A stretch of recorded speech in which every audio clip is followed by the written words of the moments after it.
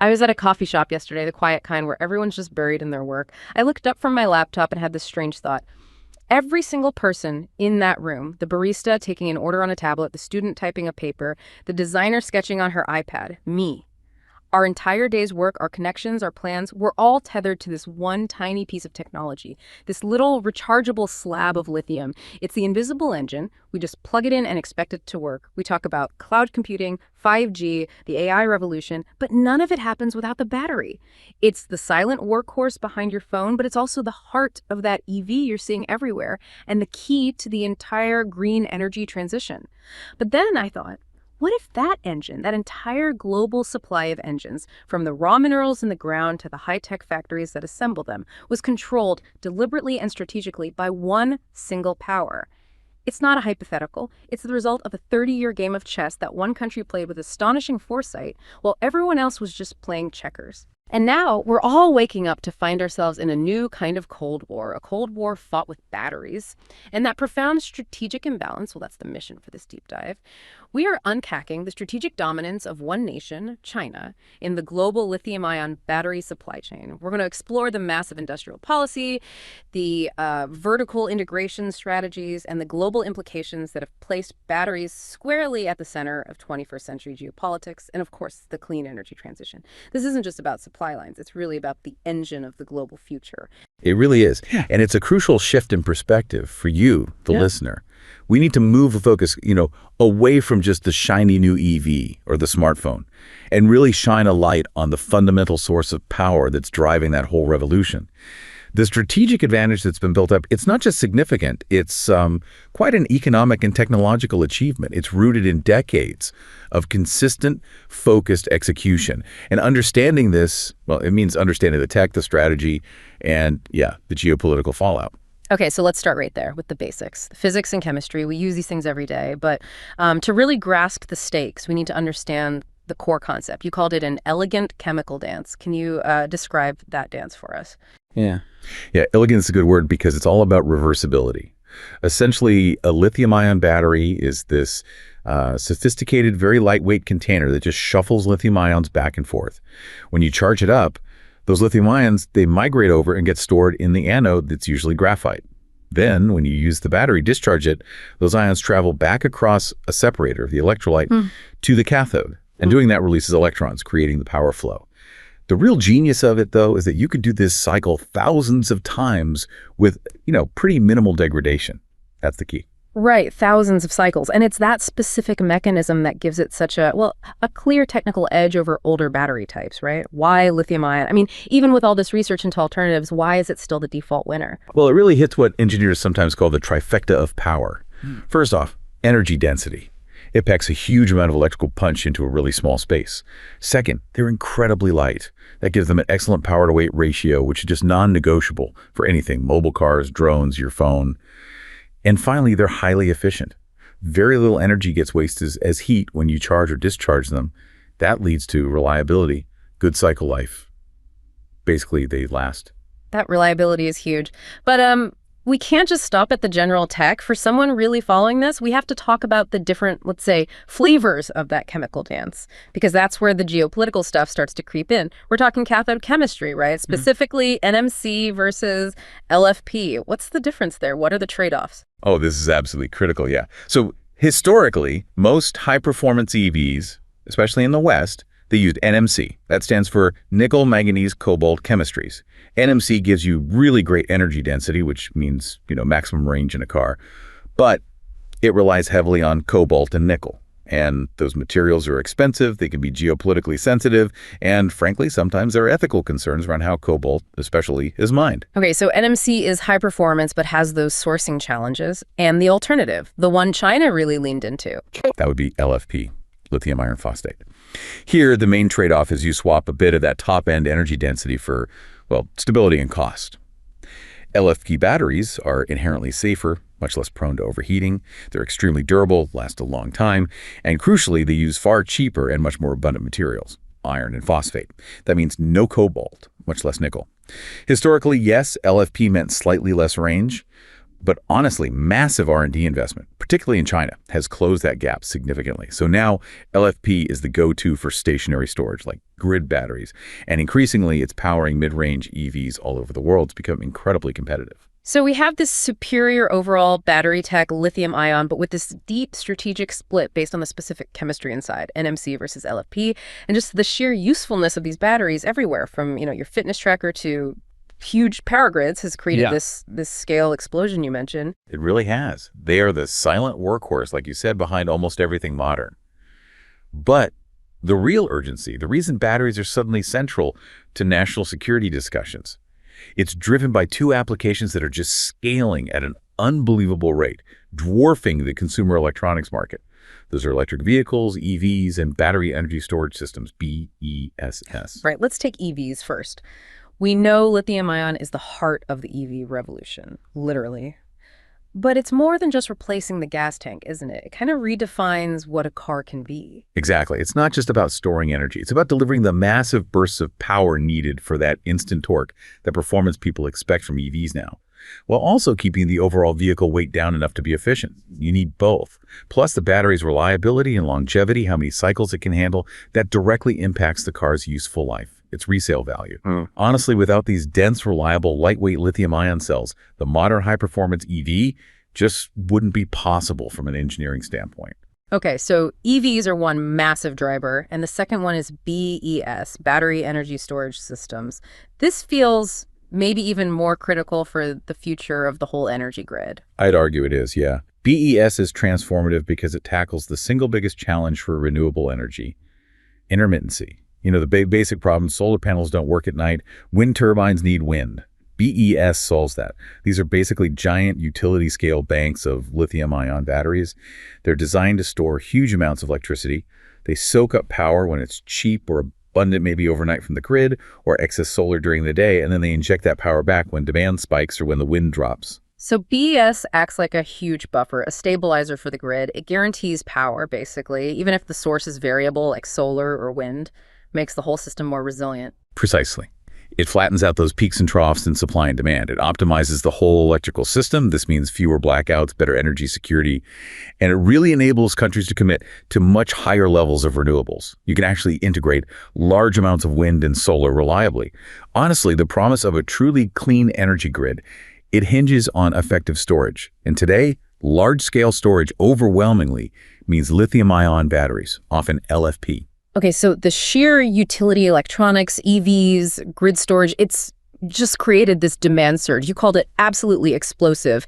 It's not gradual. It feels like a really fast transformation. The projections, they back that up completely. Analysts are talking about growth rates exceeding 30% per year just between 2022 and 2030. I mean, that's an astonishing rate of expansion for what's essentially become a core industrial commodity. And the scale of production capacity needed, it's almost hard to picture. Global capacity reaching 4.7 terawatt hours by 2030. That's 4,700 gigawatt hours. It's immense. And to put a dollar figure on it, the entire global market is on track to hit something like $200 billion USD. So when you have one single nation controlling the manufacturing of, say, 3/4 of a $200 billion critical market, well, that's either a massive geopolitical choke point or, depending on how you look at it, an unprecedented concentration of economic power built on smart strategy. And that concentration brings us right to the heart of it, part 2, China's strategic foresight. If you map this global battery supply chain, one country sits firmly in the middle. The data is it's stark. You can't argue with it. China produces roughly 75% of all lithium-ion batteries made worldwide. They are the world's battery factory floor, essentially. But crucially, that dominance goes way deeper than just final assembly. How deep? You mean like the actual components inside the battery? The valuable bit. Absolutely. They refine over half of the world's lithium. They control about 60% of the entire global market for battery component manufacturing. So that means the cathodes, the specialized anodes, the electrolytes, the really complex high-value parts that are overwhelmingly made there.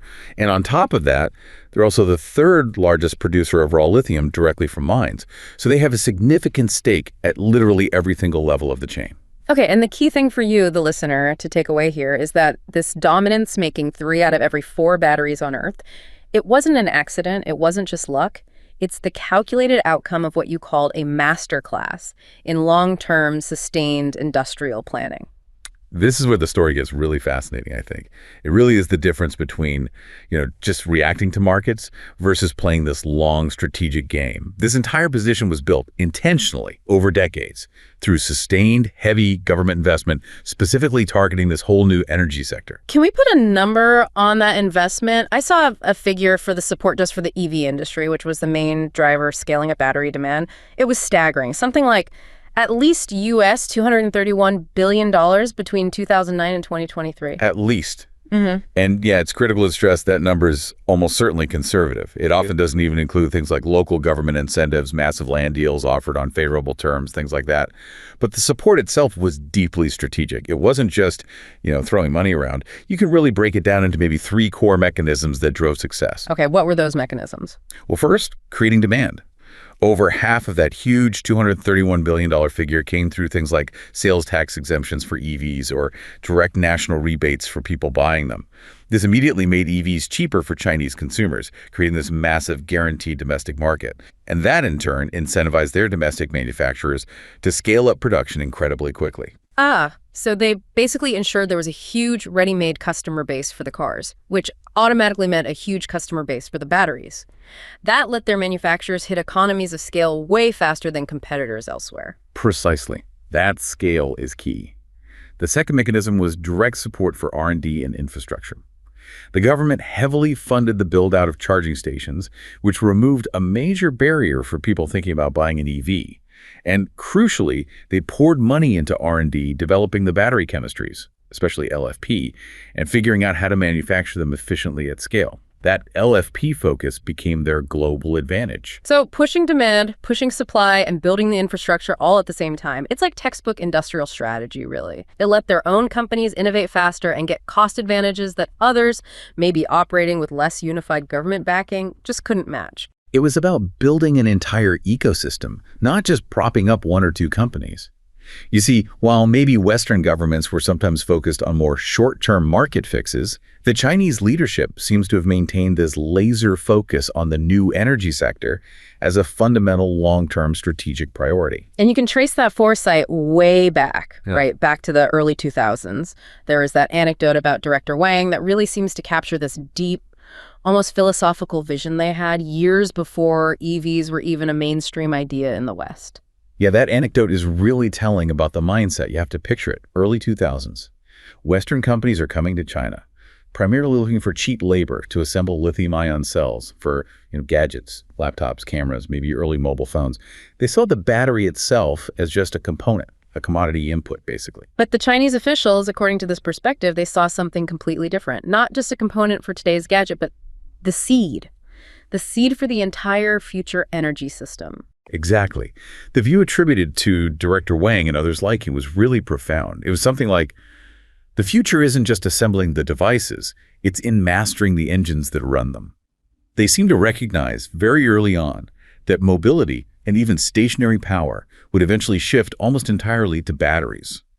They saw this chain reaction stretching out maybe 50 years. And that foresight wasn't just talk. It translated into actual policy decisions, right? Like approving land permits, helping fledgling battery component companies, the guys making anodes and electrolytes get capital, years before anyone was really talking about EV gigafactories. Yeah, it was apparently viewed, even internally, as a bit of a national gamble. But it was a gamble based on this unshakable long-term vision. They were methodically, patiently forging every single link in that supply chain. From getting access to the raw materials right through to the final mass production lines, that decades-long commitment, that shared vision, that's what ultimately birthed the dominance we see today. It was quite a strategic masterstroke executed with a real discipline. Okay, so that disciplined long-term vision flows directly into the second pillar you mentioned, vertical integration. And this isn't just about owning more stuff, it's about making the whole process smarter, faster, and cheaper by having total control. There's a term for it. Specialized vertical integration. Right, that term is important. It means Chinese firms aren't just buying up mines, for example. They're strategically moving into related areas upstream, like raw materials and refining, and downstream, like making EVs or BESS units themselves. But while they do that, they also keep reinforcing their original strength, maybe in component manufacturing. They integrate across the chain to control the cost, the quality, and critically, the speed of innovation. Let's trace that chain then, starting right at the beginning. raw materials. China doesn't have the world's biggest lithium reserves, but their companies have found ways to secure access globally. Yet the strategy seems to be resource agnostic, in a way. They don't need to own the ground. They focus on owning the output. So while China has, I think, the fourth largest known reserves, their companies have been very aggressive in buying controlling stakes in mines all over the world. The classic example is that 51% controlling stake in Greenbushes, which is Australia's largest lithium mine. That secures a long-term supply of high-quality lithium carbonate, insulating them somewhat from volatile global prices. Okay, so they secure the raw stuff. Then moving up the chain, we get to refining and making the components. And this is where the dominance becomes almost a monopoly, especially with LFP chemistry. It's a decisive lead, yeah. Chinese companies supply something like 80% of the world's battery cells. And when you narrow it down to LFP, the chemistry that's really enabling affordable EVs and grid storage, they control over 98% of the active materials production. They simply perfected the mass-scale refinement and production of those specific complex chemical components. What's the real tangible advantage of having that kind of end-to-end control compared to, say, the Western model of more specialized companies operating in separate market silos? It creates what you call that invisible optimized chain. It enables this continuous feedback loop. The whole supply chain just gets smarter and faster. The anecdote about Mei Ling, the process manager, it illustrates this speed advantage perfectly. Yeah, walk us through that again. How does that work in practice? Okay, so imagine Mei Ling's team. They're working at a processing plant, maybe in Jiangxi province, and they figure out a new technique that slightly improves the purity of the lithium carbonate. Maybe just a 0.5% gain, but in material science, that's huge. Now, because the cathode R&D team is part of the same integrated company, maybe just 10 kilometers down the road, those new specs, that pure material, it's being tested by the R&D folks within hours, not weeks or months. Hours! That's incredible! In a more traditional, fragmented, global supply chain, that feedback loop, it could involve contracts, shipping samples internationally, different corporate approvals. That could easily take, what, 3, maybe 6 months? Easily. So that tiny improvement in energy density or maybe battery lifespan gets verified almost instantly. And that data, it's shot straight over to the nearby gigafactory assembly lines. They can adjust production specs in almost real time. This tight vertical control means they cut down inventory, they reduce waste, and they maintain this blistering pace of getting R&D improvements into actual production. It's not just about being cheaper. They are functionally faster at implementing innovation. And that efficiency, that speed, it allows them to scale up production at just mind-boggling rates. We should probably name the giants driving this scale. CATL, Contemporary Amperex Technology. Oh, CATL is, without doubt, the global titan. In 2023, they held something like 36.8% of the entire global market share for lithium-ion batteries, just one company. And their capacity targets are almost hard to believe. They're aiming for over 500 gigawatt hours by 2025 and potentially over 800 gigawatt-hours by 2030. I mean, CATL is a singular global industrial force, really driven by this relentless focus on scale and integration. And the number 2 player, BYD, is fascinating too because it's kind of 2 companies in one. BYD stands for Build Your Dreams. Yeah, they're a perfect case study in vertical integration. They're the world's second largest EV battery producer with about 15.8% market share in 2023. But here's the thing. They're also the world's largest producer of electric vehicles overall. So they're involved in sourcing materials, refining components, building the actual battery pack, and then putting that battery pack directly into the car that they also build. That level of end-to-end control is pretty unique globally and gives them incredible resilience. And it's not just those 2, right? It's a whole ecosystem. You've got CALB, Gotion, which is interesting because Volkswagen owns about 26% of them, showing the international reliance. SVLT, which spun off from Great Wall Motor, EV Energy. It seems like this fierce domestic competition must also be forcing constant improvement and driving costs down even further. Absolutely. That internal competition is key. It forces everyone to keep optimizing, keep cutting costs, which ultimately benefits the entire global supply, making batteries cheaper for everyone. Okay, so that leads us to the global impact. The sheer output figures from this integrated system are, well, they're huge. Even looking back a few years, China's capacity was already, 73% of the world's total? Yeah, back in 2019 data, it was around 73% of 316 gigawatt hours in 2023. That's almost a terawatt hour annually. And the forecast is just staggering, surging past 4.6 TWh by 2030. That is a colossal amount of energy storage potential being created every year, enough to electrify significant chunks of global transport and energy systems simultaneously. And that massive scale, combined with the efficiency we talked about, creates this huge competitive advantage: cost. You mentioned battery packs in China are significantly cheaper. Significantly. That integrated efficiency means pack prices in China average around, say, 116 euros per kilowatt hour. In Europe, the average is closer to 163 euros per kilowatt hour. So yeah, that's nearly 40% cheaper. Wow, 40%. That optimization, the strategic investment, the sheer economies of scale, it means that right now, China's manufacturing base is effectively the engine making the global energy transition affordable. Which brings us to a really tricky point, doesn't it? If this dominance is actually accelerating the transition to clean energy, is the geopolitical risk of dependence worth potentially slowing down climate action by trying to build everything elsewhere at a 40% higher cost? That is the absolute central dilemma facing policymakers everywhere right now. There's no easy answer. The massive, often subsidized, incredibly efficient output from China is, without a doubt, a major global accelerator for adopting clean energy. The sheer affordability and availability of their batteries has made EV adoption and BES projects economically viable in many parts of the world where they simply wouldn't be otherwise. And that story of Liu, the assembly line technician, it really connects that factory floor scale to the global impact, doesn't it? It does. You picture Liu maybe watching these robotic arms sealing the final battery casings in a gigafactory. He's apparently quite aware that his day-to-day work is, in a very real sense, physically accelerating the world's shift away from fossil fuels. He sees the shipping containers piling up, labeled not just for Shanghai or Beijing, but for Germany, for California, for Brazil. He's a direct participant in this global transition. It's easy to focus just on the dependency aspect, but that scale is what makes the transition real and affordable for so many.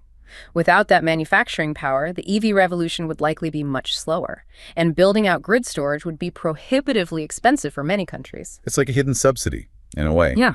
China's efficiency is helping subsidize the world's climate goals. But their role isn't just manufacturing, they're also the biggest users of the technology themselves. They have something like 95% of the entire world's electric bus fleet. That's over 500,000 electric buses. Right, and electric buses are a perfect fit for LFP chemistry, durability, safety, lower cost, exactly what you need for huge city fleets running all day. And their domestic EV market is just colossal. A few years ago, it already accounted for 41% of all global EV sales. They're actively using the batteries they make to transform their own cities and transport networks. And building the infrastructure to support it. Over Yeah. 1.3 million charging stations with, 550,000 public ones? That's a massive commitment to making EVs practical for ordinary people. Absolutely. And beyond just volume, they're pushing the technology forward too. We see Chinese companies often leading in vehicle range metrics now. You mentioned the NIO ET7 getting over 1,000 kilometers on a semi-solid state pack. And other models like the BYD Han EV, the GAC Aeon LX Plus, they consistently rank among the longest range EVs available anywhere. And the refinement of LFP chemistry is a huge part of that success story, right? They took a chemistry that was seen as lower performance and really improved its energy density, making it viable for more applications, including longer range cars, which helps drive down costs for everyone. Exactly. They made LFP mainstream and highly competitive, which has had a huge impact on making EVs more affordable globally. Okay, so we have this undeniable global benefit accelerated clean energy transition derived from the strategic concentration of manufacturing power. But that concentration inevitably triggers huge geopolitical alarm bells, especially in the US and Europe, because relying so heavily on a single source for such a critical technology creates, a deep sense of strategic vulnerability. The alarm is definitely rooted in past events. There was that very clear example back in the 2010s when China restricted exports of rare earth minerals to Japan during a political dispute. Rare earths are vital for everything from defense tech to magnets and wind turbines and EVs. At the time, China controlled almost all of the global supply. It was a stark demonstration that control over critical resources could be used as leverage. And that playbook, using resource control as leverage, is precisely what Western policymakers seem to fear now with batteries. I recall a U.S. Department of Homeland Security report explicitly warning about this dependency being an economic and national security risk, hindering efforts to build resilient domestic supply chains. Yes, and while Western sources often use strong language, talking about fears of being held hostage, it's important for us to, maintain impartiality here. We need to acknowledge that China's current dominance is largely the outcome of very successful, very sustained industrial policy and remarkable market efficiency. The evidence doesn't necessarily point to overtly malevolent intent behind building that dominance. It points more towards strategic foresight and execution. However, the result is still a massive concentration of manufacturing power. And that concentration itself, regardless of intent, represents a potential single point of failure that no major economy can really afford to ignore in such a core strategic sector. Absolutely. The perception of vulnerability, even if not actively exploited yet, is enough to trigger huge policy responses. And the biggest one we've seen is the U.S. Inflation Reduction Act, the IRA. The IRA, signed in 2022, it's widely seen as a game changer. It represents a really fundamental shift in U.S. industrial policy towards actively shaping supply chains. It's already reportedly spurred over $41 billion in announced investments just in U.S. battery manufacturing. It's basically a huge system of tax incentives designed to pull the entire battery supply chain from mining and processing right through to final assembly onto U.S. soil, or at least into allied countries. How does the IRA actually work to force that shift? What are the mechanics? Well, it sets up pretty strict rules for consumers to get the full tax credits when they buy an EV. First, the vehicle itself has to be assembled in North America. But then it gets more specific about the battery.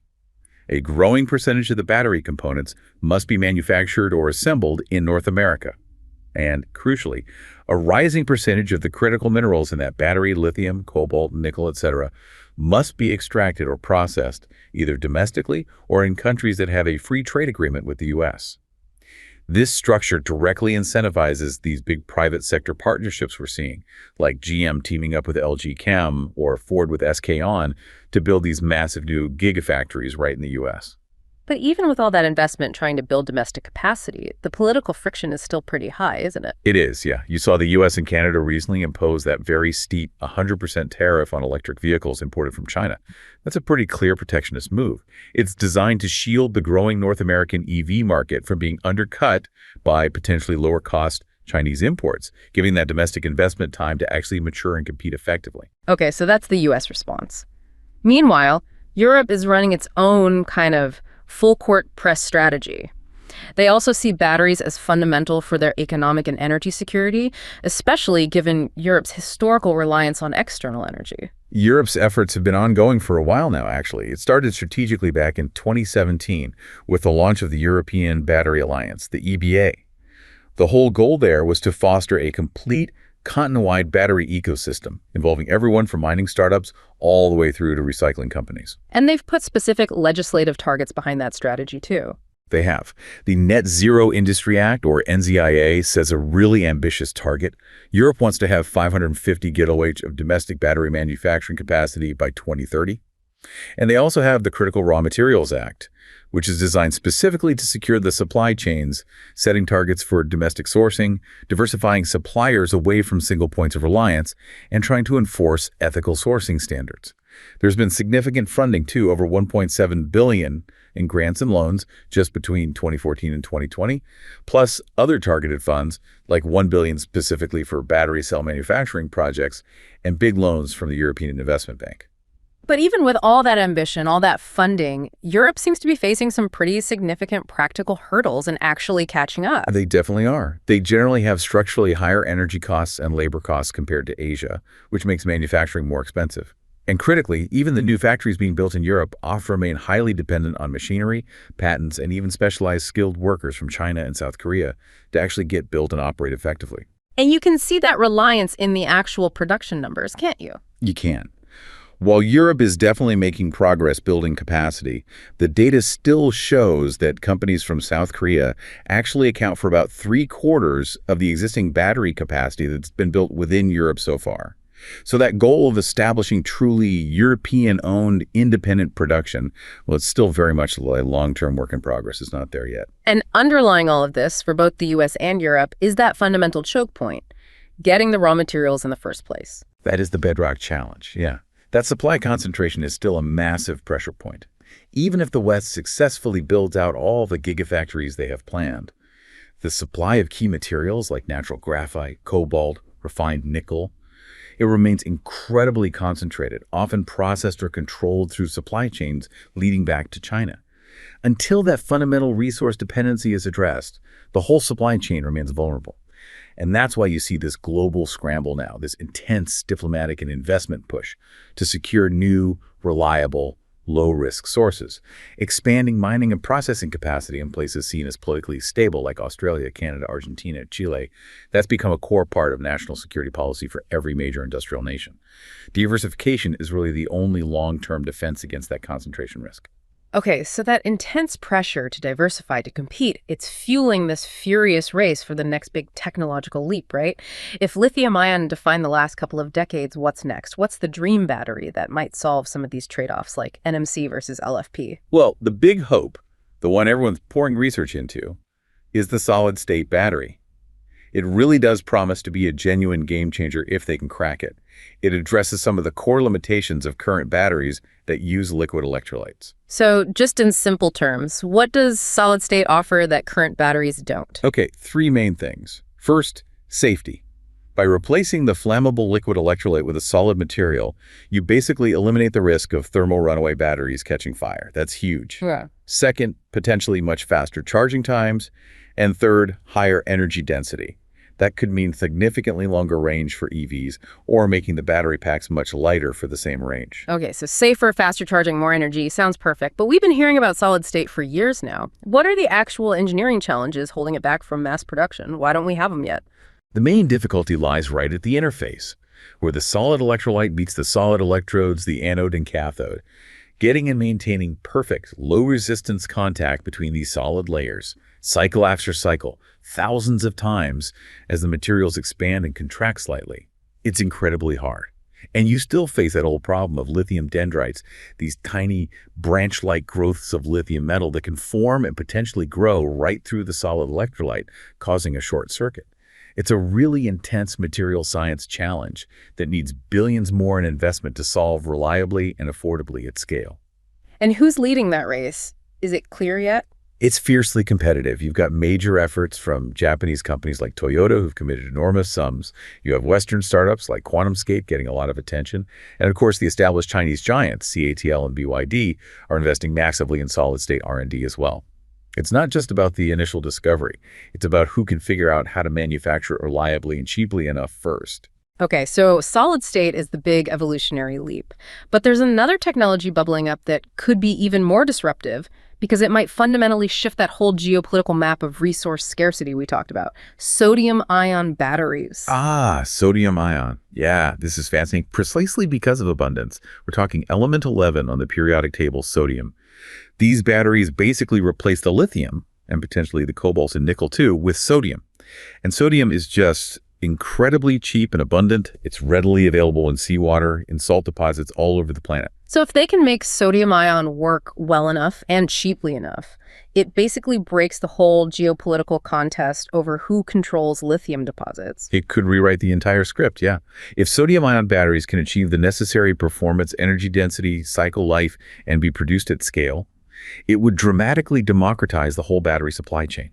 It could potentially enable almost any nation with access to salt to build up its own secure domestic battery manufacturing capacity without worrying about those scarce critical minerals. But that element 11 anecdote you mentioned suggests the research is far from easy. Oh, it's profoundly difficult material science, absolutely.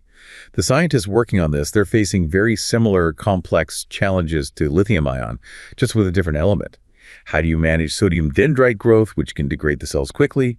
How do you achieve energy density that's truly competitive with the highly optimized lithium chemistries we have now? They're working late nights in labs, basically trying to figure out how to power the world using something the world itself is literally made of. If they can crack those material science problems, find that perfect way for the sodium ions to move back and forth stably. Yeah, it would be a massive strategic disruption to the global power structure we've been talking about. Okay, so that's the potential long-term breakthrough, the technological fix. But the immediate, maybe more practical game changer is closing the loop on the materials we already have, building a really robust circular economy through battery recycling. Recycling is absolutely critical. You could argue it's the single highest leverage point right now for mitigating geopolitical risk because it effectively creates a secure domestic source of those critical materials. Lithium, cobalt, nickel. It's like creating a mine above ground, right in your own country. It reduces reliance on volatile foreign mining sources and directly strengthens your own national supply chain resilience. But there's a big but here, isn't there? The policy hurdle. You mentioned earlier that it's often still cheaper to just mine new virgin materials than it is to recycle old batteries. Why is that? Yeah, that's the harsh economic reality right now. The upfront cost, the capital expenditure to build a sophisticated recycling plant, especially a hydrometallurgical one that uses chemical processes to recover the metals, is enormous. Then you add the high operating costs, particularly around safely collecting, transporting, and handling potentially hazardous used batteries. Often the combined cost of recovering the lithium, cobalt, or nickel ends up being higher than the current market price for newly mined material, which can fluctuate wildly. And if the basic economics don't work, there's a real risk that most spent batteries just end up stockpiled or worse, in landfills, kind of like we've seen happen with plastic recycling, where recovery rates are often disappointingly low.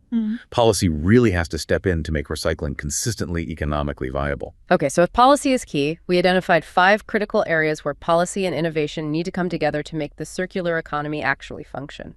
Let's go through them. Number 1 was supply chain traceability. This is foundational, yeah. We need systems like battery passports, basically digital records that track all the key materials from the moment they're mined, right through the manufacturing process into the EV or storage unit, and eventually to the recycler.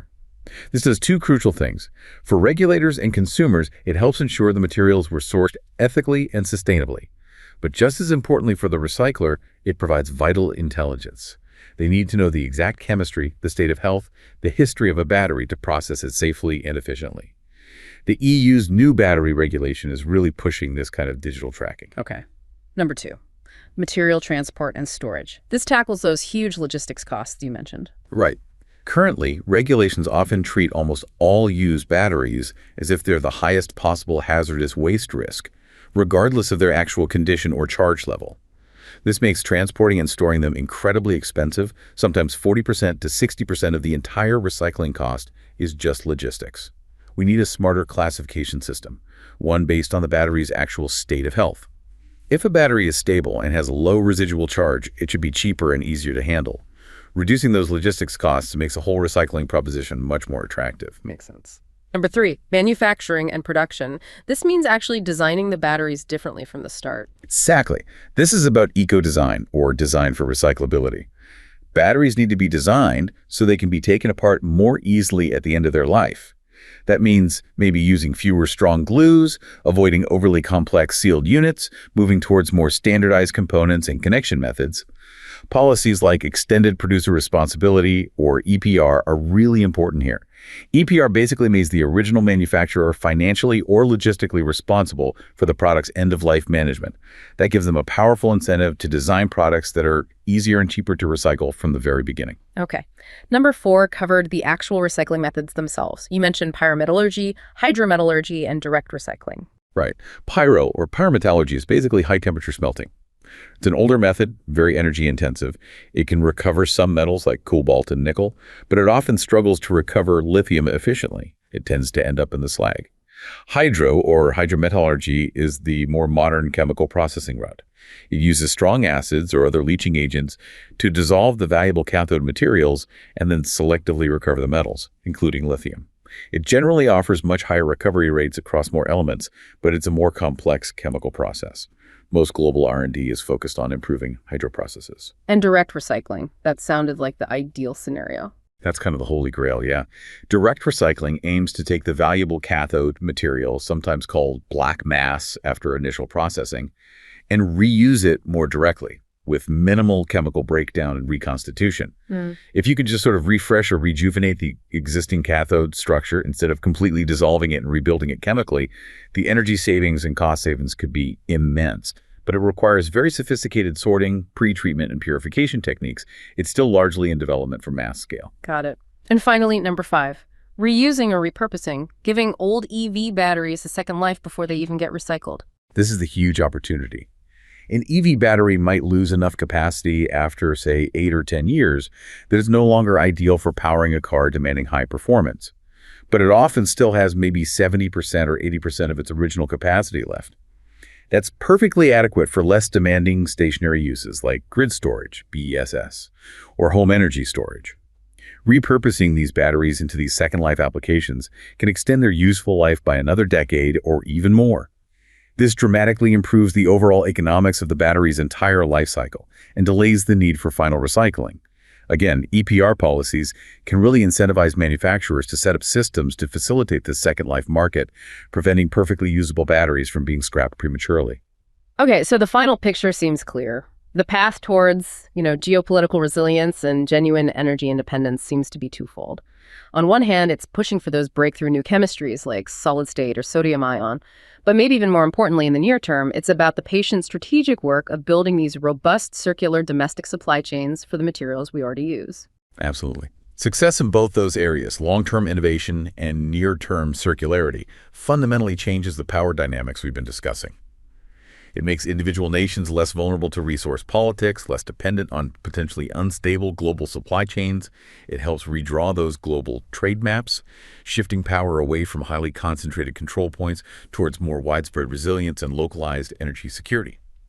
The modern global economy is built on these complex supply lines, and arguably, the country or region that truly masters the entire battery supply line from the mine through manufacturing and all the way to the recycling facility will effectively command the core energy infrastructure of the 21st century. So, as we wrap up this deep dive, the core conflict feels really sharply defined. The entire path of the global energy transition hinges on these little rechargeable devices. China's dominance right now it's a geopolitical reality. It was built through decades of incredibly smart strategic planning, massive sustained investment, and achieving just enormous manufacturing scale. That's undeniable. But the global counter-push, this race for innovation in next-gen batteries like solid-state and sodium-ion, combined with this really intense drive to build a circular economy through recycling, those are also incredibly powerful forces, and they seem to be moving very, very fast now. It's a pretty profound thought, isn't it? That the whole trajectory of our civilization's energy future, the cars we'll drive, how we'll keep the lights on, how nations ensure their security, it's all being determined right now by these quiet breakthroughs happening in chemistry labs and by these strategic battles being fought over access to lithium, nickel, cobalt, and graphite. The sort of unseen industrial and geopolitical struggles happening today are fundamentally shaping the world that all of us are going to be living in for many decades to come. The impact is going to be truly global and likely irreversible. The energy future, it seems, will not be won through a single dramatic discovery, but more likely through the patient strategic discipline of mastering and controlling the entire chain, from the geological deposit in the ground to the final sophisticated recycling facility, a decades-long contest that is only just beginning to truly define its winners and losers.